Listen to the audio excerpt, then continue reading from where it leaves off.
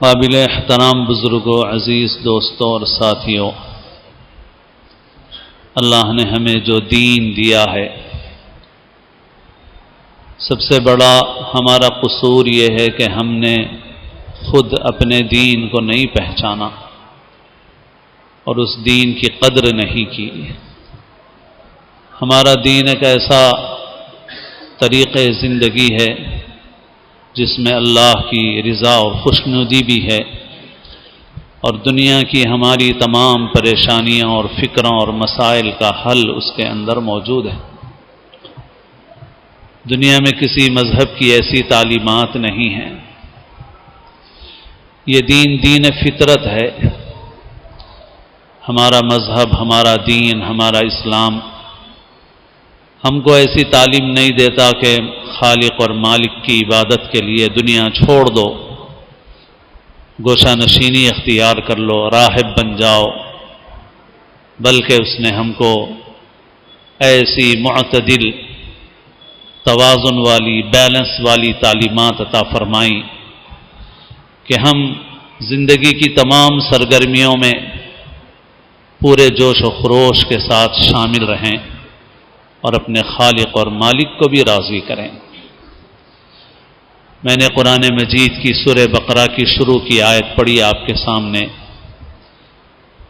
اور وہ شروع کی وہ چند آیتیں وہ پورا خلاصہ ہیں دین کا۔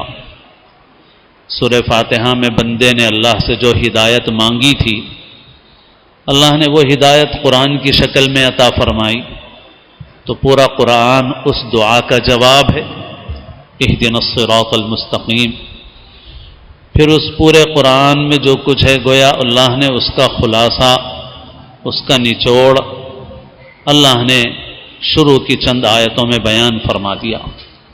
اسی لیے کبھی عرض کرتا ہوں کہ ہر مسلمان کو یوں تو قرآن مجید سمجھ کر پورا قرآن پڑھنا چاہیے، علماء کی تفسیروں کے ذریعے، ان کے دروس میں شرکت کے ذریعے،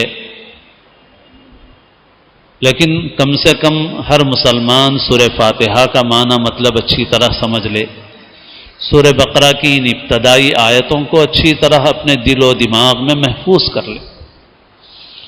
بندے نے سورہ فاتحہ میں اللہ سے مانگا اہدنا الصراط المستقیم۔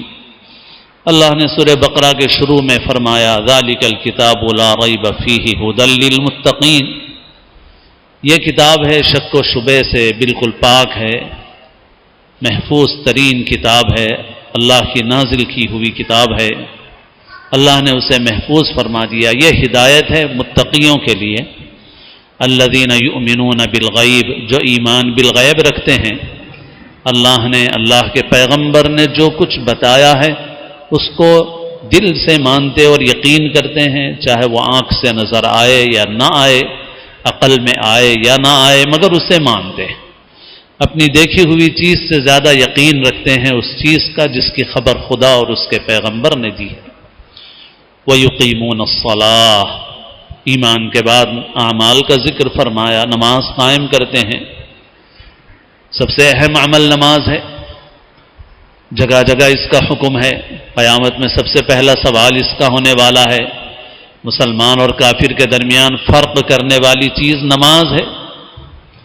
نماز کی فضیلت، اہمیت وہ ہم سب کے علم میں ہے۔ پھر اس کے بعد دوسرا عمل ذکر فرمایا وَمِمَّا رَزَقْنَاهُمْ يُنْفِقُونَ، ہم نے جو کچھ ان کو دیا ہے اس میں سے خرچ کرتے ہیں، انفاق کرتے ہیں۔ آپ اگر ترتیب کو دیکھیں اور غور فرمائیں تو ایمان کے بعد اللہ کی عبادت والا عمل نماز ہے، اور اس نماز سے جوڑ کر اللہ نے جگہ جگہ، اکثر و بیشتر جگہوں پر اللہ نے ان دونوں کو ساتھ ساتھ ذکر فرمایا، جوڑ کر کے ذکر فرمایا۔ کہیں پر ایتائے زکوٰۃ کا لفظ ہے، کہیں انفاق کا لفظ ہے۔ انفاق مانے خرچ کرنا، خرچ کرنا۔ وَمِمَّا رَزَقْنَاهُمْ يُنْفِقُونَ، ہم نے جو کچھ ان کو دیا ہے دنیا میں ہم نے ان کو وقت دیا، زندگی دی، دنیا میں ہم نے انہیں مال دیا ہے، صلاحیتیں دی ہیں، چیزیں دی ہیں، اسباب دیے ہیں، دنیا کے سامان دیے ہیں۔ یہ دنیا اللہ نے پیدا فرمائی ہے، اور یہ سارے ساز و سامان اللہ نے پیدا فرمائے ہیں، دنیا کے یہ سارے وسائل اللہ نے پیدا فرمائے ہیں اور لوگوں کے لیے، مخلوق کے لیے پیدا فرمائے ہیں۔ هو الذي اخرج لعباده قل من حرم زینۃ اللہ التي اخرج لعباده والطیبات من الرزق، کس نے حرام کر دیا اللہ کی نکالی ہوئی نعمتوں کو، اللہ کی نکالی ہوئی زینت کو؟ اللہ نے جو پاکیزہ روزیاں پیدا کی ہیں اس میں ساری چیزیں شامل ہیں۔ اللہ نے دنیا میں جو وسائل کی نعمتیں اللہ نے پیدا فرمائی ہیں ان کو کس نے حرام کیا؟ اللہ نے ان کو حرام نہیں کیا ہے، اللہ نے ان کو استعمال کرنے کا، ان سے فائدہ اٹھانے کا حکم دیا ہے۔ اور بنیادی طور پر مال ہے جو انسان کو اللہ تعالیٰ دیتے ہیں، اور اس کے علاوہ بھی صلاحیتیں ہیں جو انسانوں کو خاص طور پر عطا ہوتی ہیں۔ وہ جو اللہ نے عطا فرمائی ہیں وہ نعمتیں، مال کی ہوں، اسباب کی، وسائل کی، صلاحیت کی، ان نعمتوں کو وہ دوسروں کو فائدہ پہنچانے کے لیے استعمال کرتے ہیں، مال خرچ کرتے ہیں۔ تو ایمان کے بعد نماز، نماز کے بعد انفاق، اور اللہ نے ایک ہی جگہ ذکر نہیں فرمایا، اور یہ بھی خلاصہ ہے پورے قرآن شریف کا۔ تو ایک مسلمان کو مسلمان بننا ہے تو اسے نماز کو قائم کرنا ہے، نماز قائم کرنے کے بعد انفاق کرنا ہے، خرچ کرنا ہے، زکوٰۃ ادا کرنا کہیے اسے، انفاق فی سبیل اللہ کہیے اسے، یہ کرنا، یہ کرے بغیر مسلمان نہیں ہے، وہ کیسے مسلمان ہو سکتا ہے؟ اللہ نے ہدایت کا جو نسخہ بیان فرمایا اس کا آپ ایمان، اگر ایمان بالغیب حاصل ہے اور نماز آپ پڑھتے ہیں اور اس کے بعد اللہ نے جو نمبر رکھا ہے آپ اس کو اہمیت نہیں دیتے، اس پر آپ عمل نہیں کرتے، تو آپ کیسے ہدایت یافتہ ہو سکتے ہیں، کیسے مسلمان ہو سکتے ہیں؟ وَمِمَّا رَزَقْنَاهُمْ يُنْفِقُونَ وَالَّذِينَ يُؤْمِنُونَ بِمَا أُنزِلَ إِلَيْكَ وَمَا أُنزِلَ مِن قَبْلِكَ، اور وہ ان سارے احکام پر ایمان رکھتے ہیں جو اے پیغمبر آپ پر نازل کیے گئے ہیں، اور ان تمام پیغمبروں پر ایمان رکھتے ہیں، اور ان کی بنیادی تعلیمات جو توحید، رسالت، آخرت سے متعلق ہیں اور مکارم اخلاق سے متعلق ہیں، جو تمام پیغمبروں میں یکساں ہیں، تمام شرائع میں یکساں ہیں، ان ساری اچھی باتوں پر ایمان رکھتے ہیں اور آخرت کا یقین رکھتے ہیں۔ یہ بھی ایک اہم نمبر ہے، اہم جز ہے، یہ اس کے بغیر مسلمان بنتا ہی نہیں ہے۔ آج ہم لوگوں کی زندگیوں میں جو بہت خرابیاں ہیں اور جو بڑے بگاڑ ہیں اور بنیادی بگاڑ ہیں، اس میں سے ایک یہ ہے کہ ایمان بالآخرت ہمارا بہت ہی کمزور ہو گیا ہے، بہت ہی کمزور۔ وَبِالْآخِرَةِ هُمْ يُوقِنُونَ، آخرت کا یقین یہ بڑی اہم چیز ہے، زندگیوں میں تبدیلی لانے والی، انقلاب لانے والی۔ صحابہ کرام کی اس مٹھی بھر جماعت نے دنیا میں انقلاب پیدا ہے۔ حضور پاک صلی اللہ علیہ وسلم نے 23 سال کی مختصر مدت میں انقلاب برپا کر دیا۔ صرف 23 سال ملے حضور پاک صلی اللہ علیہ وسلم کو، مگر 23 سال کے اندر حضور نے دنیا کا نقشہ، جزیرۃ العرب کا نقشہ تبدیل کر دیا اور ایک ایسی جماعت تیار کر دی اور اس جماعت کو کام پہ لگا دیا کہ جس نے اگلے چند برسوں میں، یعنی اتنی مدت تقریباً جتنی حضور پاک کی اس عرصے کی تھی جو نزول وحی کے بعد کا 23 سال کا عرصہ ہے، بس اتنا ہی عرصہ خلافت کا ہے، تقریباً 30 سال کے آس پاس کا۔ تو اس 30 سال کے آس پاس کے عرصے میں صحابہ کرام کی اس مٹھی بھر جماعت نے پوری دنیا میں انقلاب برپا کر دیا۔ وقت کی بڑی بڑی سلطنتیں ان کے سامنے زیر ہو گئی۔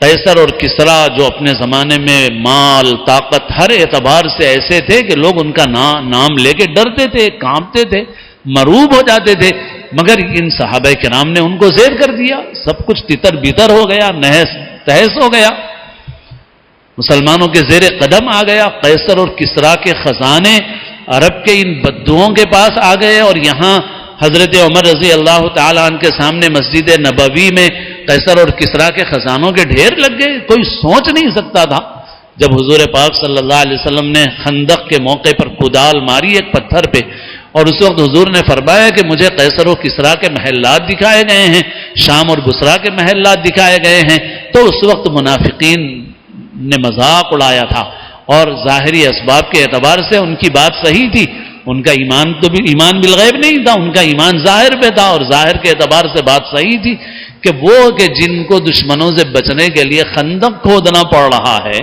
تاکہ دشمنوں سے اپنا بچاؤ کریں، اور وہ یہ خواب دیکھ رہے ہیں کہ ان کے سامنے قیصر و کسریٰ کے محلات ہیں، وہ ان کے سامنے ان کے قدموں میں آنے والے ہیں، تو تو منافقین نے مذاق اڑایا، مگر پھر 50 سال 100 سال 200 سال نہیں لگے مسلمانوں کو، صحابہ کرام کی اس جماعت کو صرف 30 برس کا خلافت کا زمانہ ہے جس کے اندر مسلمانوں نے پوری دنیا میں انقلاب برپا کر دیا، انقلاب کی زبردست بنیادیں رکھ دی، اور اس وقت کی جو بڑی طاقتیں تھیں وہ ان کے زیر قدم آ گئیں۔ یہ کرشمہ تھا ان کے ایمان کا، ایمان باللہ کا، ایمان بالآخرہ کا، ان کی ایک خدا پر ان کے یقین کی جو طاقت تھی، اس طاقت کا، مرنے کے بعد کی زندگی پر ان کا جو یقین تھا، اس یقین کی طاقت کا۔ آج ہم لوگوں کے اندر اگر ہم بات کریں، ہم غور کریں تو ہمارے اندر جو بنیادی بگاڑ ہے وہ یہ ہے کہ دین کے اور اعمال اور احکام وہ سب اپنی جگہ بجا ہیں، لیکن جو بنیاد ہے وہ بنیاد ہماری زندگیوں کے اندر نہیں رہی، اور آخرت پر یقین ہماری زندگیوں کے اندر نہیں رہا۔ آخرت پر یقین یہ بہت اہم پہلو ہے، یہی انقلاب پر برپا کرتا ہے، اور جو مسلمان اس ایمان سے لبریز ہوں گے وہ مسلمان پوری دنیا میں انقلاب برپا کر دیں گے۔ آج ہمارے کردار کی خرابی، ہمارے اخلاق کی خرابی، جس سے ہم غیروں کے سامنے غلط نمونہ بن گئے، اسلام کا صحیح نمونہ نہیں پیش کر سکے، غیر جہیز لے رہے ہیں تو ہم بھی جہیز لے رہے ہیں، وہ بیویوں کو مار رہے ہیں تو ہم بھی بیویوں کو مار رہے ہیں، وہ جس طرح کی حرکتیں کر رہے ہیں ہم بھی اسی طرح کی حرکتیں کر رہے ہیں، وہ میراث کا مال ہڑپ کر رہے ہیں تو ہم بھی میراث کا مال ہڑپ کر رہے ہیں۔ تو آج ہم ایک غلط نمونہ بنے ہوئے ہیں دنیا کے سامنے، کیوں؟ آخرت پر یقین نہیں ہے ہمارا۔ حضور پاک صلی اللہ علیہ وسلم کے سامنے 2 صحابی آئے، 2 شخص آئے جو ایک مال پر جھگڑ رہے تھے، اور ان دونوں میں سے ہر ایک کا یہ کہنا تھا کہ یہ مال میرا ہے۔ حضور کی خدمت میں پہنچے، حضور چاہتے تو ان کی بات تفصیل سے سنتے اور ان کا تصفیہ فرماتے، یا کسی اور کے حوالے کام فرما دیتے، مثلا حضرت ابو بکر ہیں یا کوئی اور بڑے صحابی ہیں، کہ جاؤ بھائی ان کا مقدمہ سنو اور ان کا تصفیہ کرو، ثبوت دیکھو، گواہیاں دیکھو، ثبوت مل جائیں، گواہیاں مل جائیں تو اس کے مطابق فیصلہ کر دینا، وہ کر سکتے تھے۔ مگر حضور پاک صلی اللہ علیہ وسلم نے فیصلہ کرنے سے پہلے ان کو مفاہمت کی ترغیب دی، اور آپ نے ان کو آخرت یاد دلائی، اور آپ صلی اللہ علیہ وسلم نے فرمایا کہ دیکھو میں تمہارا مقدمہ سن سکتا ہوں، اور ایسا بھی ہو سکتا ہے کہ تم میں سے کوئی آدمی اپنے مقدمے کو زیادہ اچھے انداز سے پیش کر دے، اور اس کی زبان زیادہ اچھی ہو، اس کے پیش کرنے کا انداز زیادہ اچھا ہو، اور اس پیش کرنے کے اچھے انداز کی وجہ سے میں اس کی بات کو صحیح سمجھ لوں اور اس کے حق میں فیصلہ کر دوں۔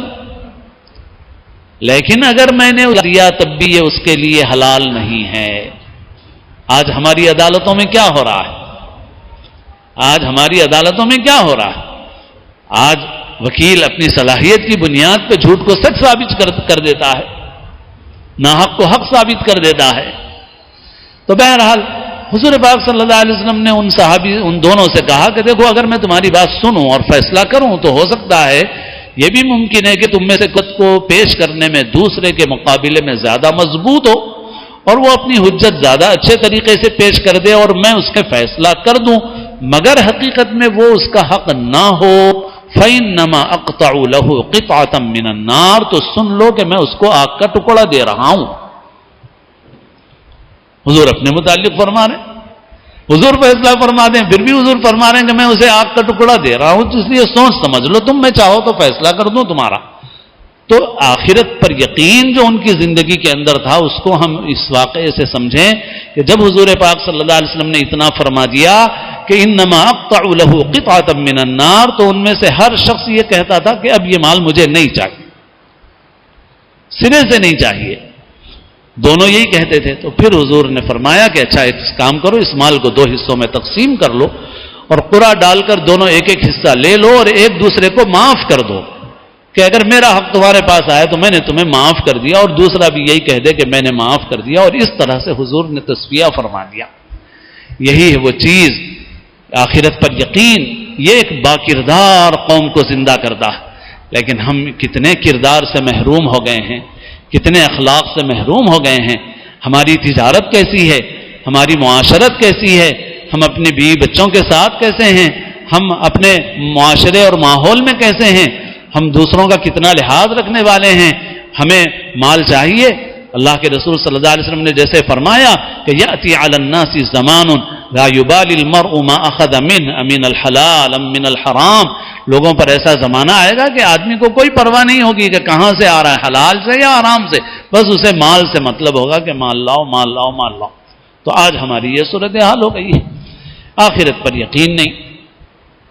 پھر آگے اللہ تعالیٰ نے ارشاد فرمایا ان سب صفات کو ذکر کرنے کے بعد اولئک علی ھدی من ربہم واولئک ھم المفلحون. یہ لوگ ہیں جو اپنے رب کی طرف سے ہدایت پر ہیں. اہدنا الصراط میں آپ نے اہدنا الصراط المستقیم میں دعا مانگی تھی، اللہ نے اس دعا کا جواب عطا فرما دیا ھدی للمتقین. پھر اللہ نے ساری صفات ذکر کر کے پھر آخر میں مہر لگا رہے ہیں اللہ تعالیٰ اور فرما رہے ہیں اولئک علی ھدی من ربہم. یہ وہ لوگ ہیں جو اپنے رب کی طرف سے ہدایت پر ہیں. خدا نے سند دے دی ان کو، اللہ نے سند دے دی ان کو. اور پھر آگے اور بڑی سند اور خوشخبری وَأُولَئِكَ هُمُ الْمُفْلِحُونَ. اور یہی لوگ ہیں جو فلاح اور کامیابی پانے والے ہیں. اور اس میں حصر بھی ہے، یہی ہیں بس، ان کے علاوہ کوئی نہیں ہے.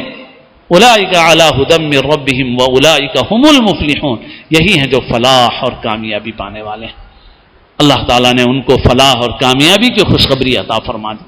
یہ ہے مختصر خلاصہ پورے قرآن مجید کا گویا. اور بندے نے جو دعا مانگی اس دعا کا مدعا اللہ نے اس مختصر مضمون میں اللہ نے بیان فرما دیا. ہر مسلمان کو چاہیے کہ اپنے دل و دماغ میں اسے محفوظ رکھے. اور بڑی بڑی لمبی لمبی باتوں میں جانا تو بات کی بات ہے، پہلے ان نمبرات پر غور کر کے اپنے اندر ان میں سے ایک ایک صفت کو پیدا کرے. بات دراصل میں مال کے سلسلے میں کچھ عرض کرنا چاہ رہا تھا، مگر اس ابتدائی بات ہی میں بات لمبی ہو گئی. اور اصل بات میں یہ عرض کرنا چاہ رہا تھا کہ مسلمانوں کو موجودہ حالات میں جو کام کرنے کے ہیں ان میں سے بڑا اہم کام یہ ہے مسلمان اپنے مال کا صحیح استعمال کریں. مال کمانا شریعت نے منع نہیں کیا ہے. مال کمانا منع ہوتا تو زکوٰۃ کی فرضیت نہ ہوتی. مال کمانا منع نہیں ہے، مال کماؤ، محنت کرو، لیکن مال کی محبت سے اپنے دل کو پاک رکھو، مال سے دوسروں کو فائدہ پہنچاؤ. اللہ نے ہمیں رہبانیت گوشہ نشینی نہیں سکھائی، اللہ نے ہمیں مال کمانے کا حکم فرمایا، پھر مال خرچ کرنے کا حکم فرمایا. مال مسلمان اپنے مال کا صحیح استعمال کریں. اللہ نے ہم کو جو نعمتیں دی ہیں ان نعمتوں میں بڑی نعمت مال ہے، اور اس مال کا صحیح استعمال کیے بغیر ہم ترقی کے راستے میں آگے نہیں بڑھ سکتے.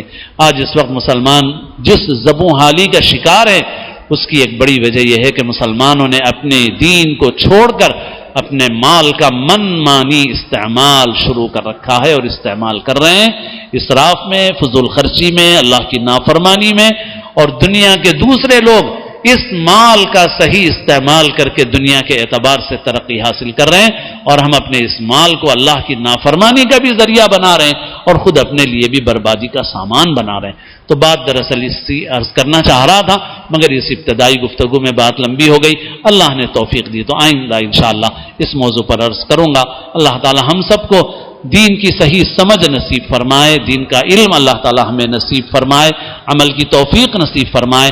اللہ تعالی ہمیں اسلام کی زندگی اور اپنے اپنے وقت پر حسن خاتمہ نصیب فرمائے.